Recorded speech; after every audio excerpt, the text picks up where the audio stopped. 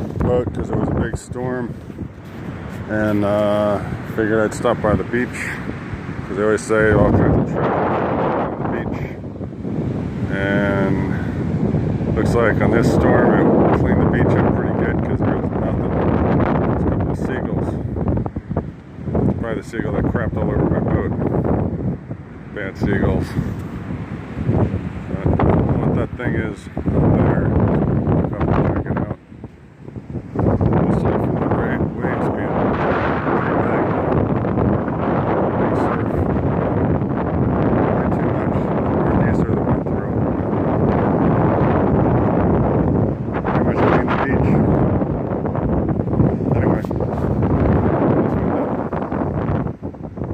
See what that thing is on the beach. It's probably nothing, but I'm going to check it out. And if it's interesting, I'll make another video. Y'all have a good day.